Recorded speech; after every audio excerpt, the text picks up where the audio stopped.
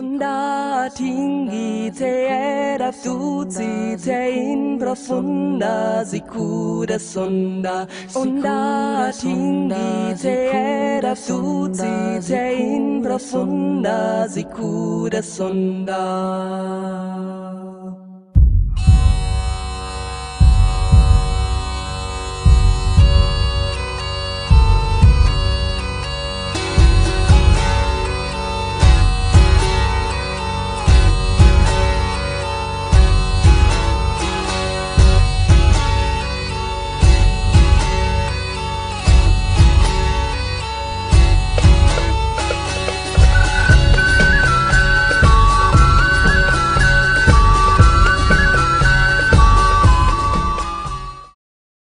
G'day, Tragic here, and well, Pathfinder.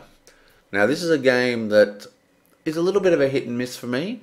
I was really keen on this game, on the ideas of this game, but I bought it and no one I know liked it. I just could not get anyone to play it with me, and I didn't find the solo experience to be hugely satisfying because it requires multiple hands, which is not something I'm a huge fan of. Like, I don't play Lord of the Rings, you know, with like 3 different hands, you know, like as if I'm 3 different people, because there's so many cards to keep track of and that kind of stuff. So it kind of fell by the wayside.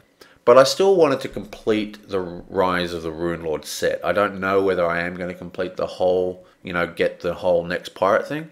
But now that I've got the whole thing, I want to give it a nice playthrough, do a nice playthrough with the whole thing, and see what the true solo experience in the way that I play solo games, which is of course playing multiple characters. This is how I do Arkham Horror or whatever. So I'm going to try doing that and see if the experience is going to be enjoyable for me, and I thought I'd share it with you guys. So basically this is almost new. I've played a couple of quests on this, as in I've played the base scenarios and I've played the very first adventure pack, and everything else is going to be blind, and I literally have only played them a couple of times. So this is going to be quite interesting for me. I might get a lot of mistakes, but meh, you know, I always make mistakes, don't I? So there's quite a lot of setup with this one. Now I am going to be removing all the cards that are not in the sets. Okay, so when I'm doing the base set, so I'm only including all the B cards. I also have the character box, like the original character box that came with Runelords. I think you had to buy it. I don't know, I can't remember, but it's not like now there's these new specialist character class boxes, not that, just the character box. So I'll have all the cards that have C in it, and that's just for this run through of this particular adventure. And then as I add the new boxes, it'll be like adding the 1 and the 1 and then the 2 and then the 3 and the 4 and so forth. So there won't be ridiculously powerful spells straight away, and I'm not sure whether you're supposed to, like if I go to Adventure 2, am I supposed to remove adventure cards from 1, or I'm supposed to only use base? I don't know. I'm going to ask around on the forums, but I know that for this one we're just using the base set and we're just using the character set. And well, I guess that's about it. Well, okay, let's get into this. Wow, this card game takes a lot of setup time. Okay, so this is basically what we're going to look up. I'm going to be a bit more zoomed in when we play, but this is what you're mainly going to see. Now, I'd like to do all the stuff with my decks over here, but it's going to be a little bit hard. I want this to be more like my Lord of the Rings videos without a lot of editing. So you might not see me use my cards very much, but when I am using them, I'll be holding the decks in front of the camera. But we'll just see how this goes. If this format works out, let me know. Okay, so we are doing the base set adventure, which is Perils of the Lost Coast, which is 3 scenarios: Brigandoom, the Poison Pill, and Black Fang's Dungeon. So we're going to start with Brigandoom, which is what we're doing now. So let's check it out. The Lost Coast might be tame, but nowhere in the frontier lands of Versailles is entirely safe. Recently, gangs of Sasani bandits, unscrupulous human thieves, have targeted the people of the quiet town of Sandpoint. Dangers lurk in the town as well, as several innocents have suffered the venom of a mysterious poisoner. but most fearful are the rumors of a slaughtered livestock and death soaring on shadowy wings. Sandpoint needs heroes. Are you up to the challenge? We'll try. And basically we've got to calculate these 3 and reward. Each character gains a skill feat when we finish this entire set of 3 scenarios. So that's the scenario. Boom! And we're starting off with Brigandoom. Brigandoom, right? Okay, so for starters, we're playing with our virtual 6 players. So we're going to use every single location. So we've got it all set out here. The Nasani, notorious thieving wanderers, have long-run con games around Sandpoint, but under the leadership of Jubral,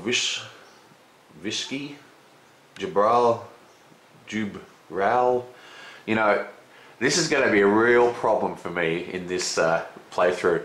I have a terrible problem with fantasy names. I can never pronounce them. I haven't had hard enough time reading in English, let alone reading made-up words that have a billion vowels.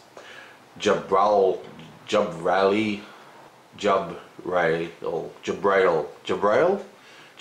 Vishki. Yeah, what was that? But under the leadership of Jubral Vishki, they've become more and more ambitious and dangerous. Someone needs to put an end to their brigandry before more than coin and livestock are lost. Okay, and basically, during this scenario, if a monster's power causes you to recharge a card, draw a card after doing so. Okay? Now we'll get to what this means if you don't know what that means. It basically means that, well, it's sort of good and bad. See, when your deck runs out, you actually die, which is really bad. Let me just zoom in a little. Ooh. I'm not 100% sure how I'm going to do this. Still trying to work out. I think this method is going to work well for this video. We'll see how it goes. Okay, so first thing we do is we all have to select a location and then we draw a hand. This is important. I think a lot of people get this wrong when I've played in, at meetups, because you got to select your location and then draw your hand, because depending on what's in your hand, you can have a better choice. Okay, so let's start. We're going to start with Kyra. She is a female human cleric of Sarandale. Nice. Kyra and her family grew up near a small temple to Senenri, the goddess of healing, honesty and redemption, and the sun. When bandits attacked Kyra's village, Senenri's priest defended the innocent, driving off the raiders at the cost of their lives and their sanctuary. Standing in the burned ruins of the temple, young Kyra swore her life and sword arm to the goddess, promising mercy to those deserving and a quick death to those who spread in darkness. Okay, so she's pretty bad-assery, and the way this works is, this is the blessing deck. When this deck depletes, we're out of the game. So every time there's a turn, we draw a blessing card and we just put it like that, and that means a turn's been done. Now there's only 30 cards in this deck and we have 6 characters, so it's not a lot of rounds really. Now this is our character card, and they've all got these character cards. So let's have a look at Kyra's special abilities. Remember, this is the first turn, so nothing, she's had no advancements. Now she's basically a healer, and her hand side is 5, and she has proficiency in light armor and heavy armor. And instead of your first exploration on a turn, you may reveal a card with the divine trait to choose a character at your location and shuffle 1d4 plus 1 random cards from his discard pile back into his deck, then discard the card you revealed. Now, this is a kind of cool trait. Basically it means that she can heal people, right? Because your discard pile is your wound count. When you run out of cards, it's game over. There's other ways that recharging puts cards underneath your card pile. Anyway, the point is this allows you to pull cards out, but the problem is that it hurts her as well. I mean, you actually have to discard a card to do this, so you just can't go around healing constantly. Now, I'm pretty sure she can heal herself. It just says choose a character at your location. I don't know, I'm pretty sure you can do this to herself. Anyway, her other ability is add 1d8 with the magic trait to your check to defeat a Bane with the undead. So basically, she's a cleric, she's got a bonus versus undead, which is pretty common. And she starts with 5 cards. So let's draw an opening hand. 1, 2, 3, 4, 5. We're not going to look at that hand, because now we're going to select where she's going to go. Now these are all the locations. We've got the woods, the waterfront, the farmhouse, the wooden bridge, the academy, the prison, the garrison, and the treacherous cave. And they all have a vast different amount of things going on. Now her abilities, if you look at these cards, she's got strength of 6 with a melee strength of 2. She's got dexterity of 4, fortitude, constitution. See, these are all her stats that you can use to make checks. So what we want to try and do, we want to try and find, and she's proficient with light armor and heavy armor. So we want to try and find a location where she can go that will allow her to, you know, really dive into the game and help other people, because she's a healer, right? That she's a support class. Now, all these locations, like say if I randomly draw this location here, woo, this is the farmhouse. When you set up the game in that big long fast forwarded bit at the beginning, see how it says like monsters, barrier, weapon, you randomly draw a type, you know, a card type to make these decks, these location decks. So we know what kind of threats are in them. Like this one, for example, we know is going to have 3 monsters. But also, see this location, you've got to summon a random monster to defeat at the farmhouse. So there's basically at least 4 monsters at the farmhouse. There's a lot of items there as well.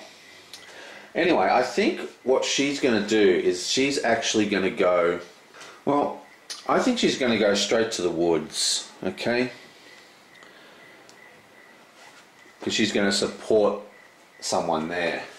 Now, woods has like 4 monsters. So now we have Lynn, who is a female gnome druid. Lynn has always had a way with wild creatures. More than once her enclave was threatened by some great beast, yet each time she soothed it and sent it on its way. As an adult, she chose to leave her druidic fellows behind and explore and help protect the wild places of the world. Since then, Lynn has collected more than a dozen sticks, one from each of the forests she has visited. These sticks are the roadmap to her experiences, and each holds a wealth of memories for her.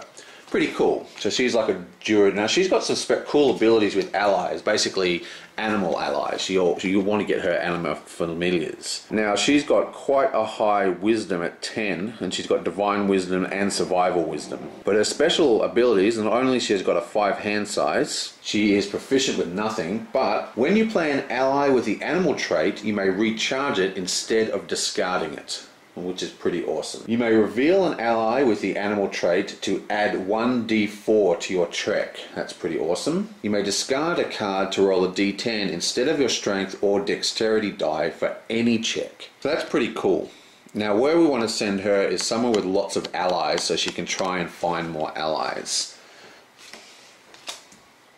Good place for allies would be, I think the farmhouse actually has ally 1, ally 3, yeah, the wooden bridge she's going to go to. Oh, stick her like that. And she draws 5 cards. 1, 2, 3, 4, 5.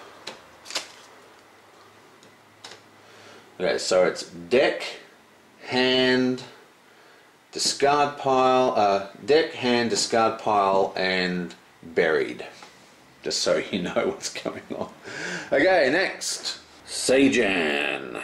Born into a warrior caste in a far-off land, Sajan turned his back on his duties to search for his twin sister, a fellow martial artist taken from their land by a distant lord. Under sentence of death in his homeland for desertion, he obsessively seeks clues that could reunite him with his twin. Sajan has travelled many lands and has been slow to trust the impulsive natives of those realms, but offers his insight and skill to any whom he deems worthy of joining him on his quest. So this is sort of like, you know, a roaming monk warrior, you know, kung fu style roaming the earth sort of guy. And Oh, that's one thing I've been forgetting to do. Actually, I better do that quickly now. See, each of these cards have a favourite item. In his case, it's an item. So if you draw your opening hand, you don't have an item, you have to redraw your hand. So I'll just quickly check. Her one is an ally.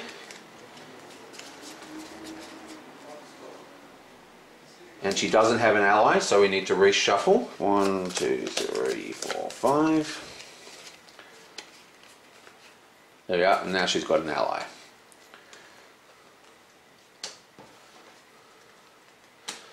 And her one is a blessing. Pretty sure she'll have a blessing. Yep, she's got a blessing.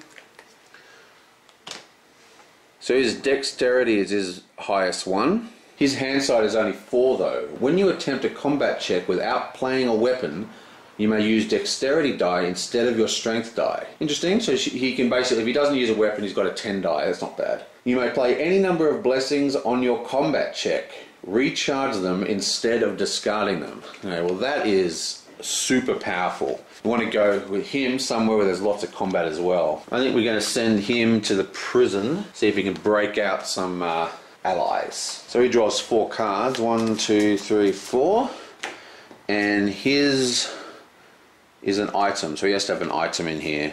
Yep, and he's got one. Then we have Sonoi, one of my favourites. I'm glad I randomly chose these people, by the way. I'm glad she got picked because, you know, I'm a sucker for mages. Born into a clan of nomadic wanderers, Sonoi wears dozens of runic tattoos that tell the ancient stories of her people and aid her in drawing upon their arcane powers. Quick thinking and with a plan for every situation, she proudly exhibits the mark of her people and endlessly seeks new understanding of her magical abilities. She travels the world, dispelling myths that her people are nothing more than liars and thieves, by righting injustices wherever she finds them. Whoa! So her specialty is spells, basically, and she starts with, 6 cards. 1, 2, 3, 4, 5, 6. And one of them has to be a spell. And she's got 1 spell. It's not very cool, but 1 is better than none. Now, her highest is charisma and arcane and diplomacy. So she's awesome. Okay, for your combat check, you may discard a card to roll your arcane die plus 1d6 with attack, fire, and magic traits. This counts as playing a spell. So, yeah. So basically, she can discard a die to roll her arcane, which is d12 plus 2. Plus he gets a d6, so I mean she's just, even without spells in hand, she can basically cast spells, is what it's saying. And they work out as attack, fire, and magic. Wow. You automatically see that your check to recharge a spell with the arcane trait. So any arcane spells, she just automatically recharges. So she's an absolute boss. And she's going to go to the academy, which is, you know, a place to learn spells. Okay, and now we have Amaya. Amaya is a fierce tribal warrior from the rugged clans of the north. She claimed her oversized bastard sword as a trophy after single-handedly wiping out a band of frost giants. When she returned to her people, she discovered her raid had been meant to be a suicide mission, a punishment for consistently one-upping her tribe's male warriors in battle. In a rage, she slaughtered her traitorous comrades and forsook her homeland to make her own place in the world. Wow, so she's a badass. She's a badass. She killed a bunch of giants, got a fancy sword, and then murdered everybody in her hometown and left. So don't want to piss this girl off. Now her strength is at 12 and her melee is 12 plus 2. That's amazing. She's good at light armors and weapons. She only has 4 cards to start. You may bury a card from your hand to add 1d10 to your strength, melee or constitution check. Now burying, see what happens is, this is actually her life, right? So this is the card, the deck she starts with. These are the standard decks, these aren't custom made. And if I ever go to draw a card and there isn't one to draw, that means she's killed, and it's permadeath in this game. So there's things, when things get recharged, they get placed on the bottom like that, And when things get buried, they're removed from the game basically, and I put them over here like that. Now when they're removed from the game, the difference is, and some things are actually discarded, like if you drink a potion, it's put back into the game box, which is over there. So basically she can bury a card which reduces her total health, but if she survives a scenario, she'll get that card back for later use. So it's a pretty good ability. And she starts with 4 cards. 1, 2, 3, 4. I'll better shuffle that a little. 1, 2, 3, 4. And her proficiency is with weapons. And she doesn't have a weapon, so she has to reshuffle. 1, 2, 3, 4. Still no weapons. 1, 2, 3, 4. Okay, there we go. Weapons. Nice. And she's a monster hunter, so I think she is also going to go to the same location as Kara, and that way Kara can heal her if she gets beaten up really badly. Finally, we have Husk, the dwarf. Husk has always been an unusual sort of dwarf, preferring open skies to cramped underground halls, the flexibility of a crossbow to the sturdiness of an axe, and tea to ale.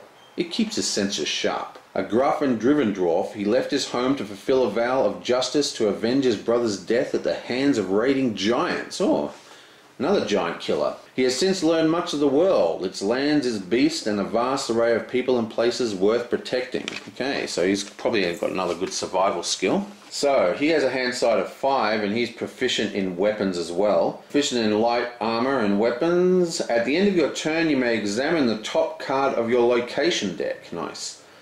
You may recharge a card to add 1d4 to a combat check at another location. Excellent. So he's basically, because he's got ranged, he can add to other people's combat checks. So we're going to place him at the prison here. And that way he can help this guy. Okay, and he gets, what was it, 5, wasn't it? Weapon type. And he gets 5. 1, 2, 3, 4, 5.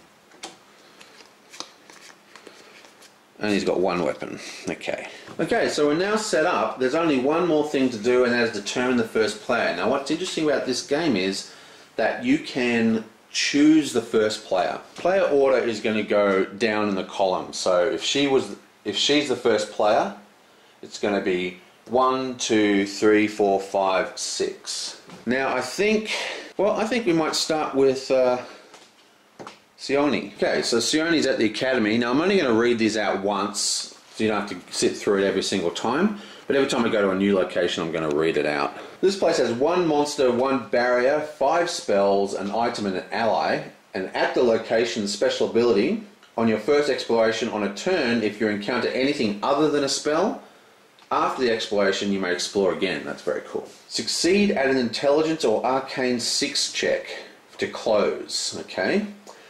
When permanently closing, on closing you may shuffle a spell from your discard pile into your deck. Okay.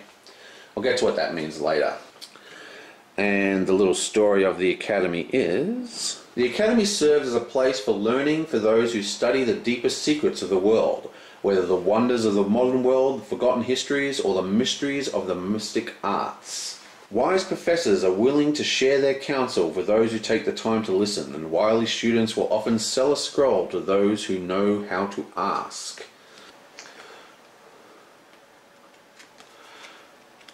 Okay, so she is at the academy. Let's reveal the first card. Yonk! And it is a spell, Charm Person. This is an arcane. Excellent. To get this boon, we need to do an intelligence or an arcane test, and we only need 4 to pass. So she should cane this because she has an arcane of D12 plus 2, which is massive. Okay, so D12 plus 2, we're not going to spend anything to get this, let's just do it. Boom! What unbelievable. Well, that's a total failure. So this card is now discarded, it's lost forever. Well, I think she's just going to discard a blessing to let her explore again. Oh, and it's a bandit. Okay, so if you look at it, it says discard this card to explore your location, so that you can basically explore a second time. Okay, so this is one of the henchmen, and we need a combat check of 8. Before encounter, recharge a card of your choice from your hand. If defeated, you may immediately attempt to close this location. Okay, closing the location is good. Well, I guess we'll have to do it. Arcane Armor. Discard this card to reduce combat damage dealt by 2. Okay, so she's got a shield. Okay, so she's going to recharge the Troubadour. Now what recharge means... Oh, oops, I forgot to advance the blessing deck. Recharge just means you place it at the bottom of your deck so you don't lose any health. Okay, so combat. Now she has a pretty terrible combat. Her strength is 4, a D4, so she's going to have to use her special ability. You may discard a card to roll a D. Okay, so we go to discard a card. And I think I'm going to discard the guard. Recharge this card to add a 1d6 to your perception check. Banish this card to reduce damage dealt to any character by 3. Actually, I'm going to discard the guide. Now, discard is different to recharge. So that's actually discard pile. She's taken 1 damage out of her deck. Okay, now, it's a real shame that we're fighting this guy so early because we wanted to dig for spells in there. It's now time to fight. And we need an 8, and we have a D12 plus a D6 plus 2. A D12 plus a D8 basically, so it's a pretty good roll. I think we're going to go for this. Come on, we're not going to pay anything to make it any better. Come on, 8 please. Bam! 5, 6, 7. Oh Lord. That's horrible.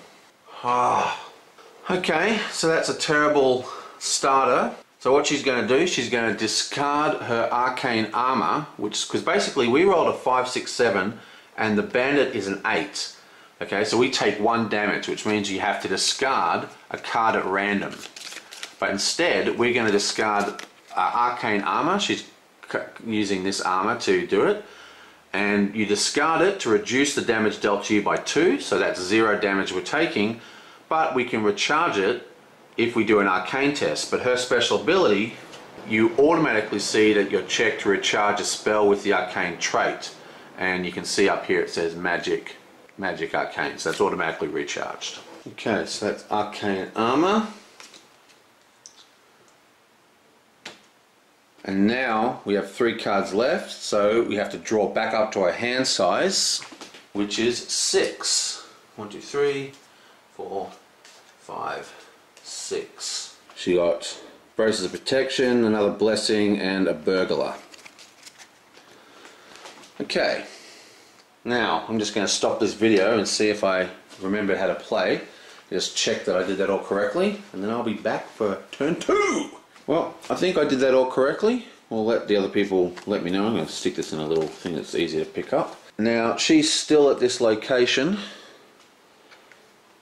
The bandit actually wasn't killed, so he shuffled back in. So we'll just stick him in the center and give that a bit of a shuffle. Give it a cut. And we're ready to rumble still. Now, I think I might finish this video here. And cause it's getting a little long with all the introduction and reading the text files and stuff. What I'm going to quickly do though is just cheat a little bit. And I'm just going to say that Kyra, I just figured that her healing, it only really matters because she's rolling a 1d4.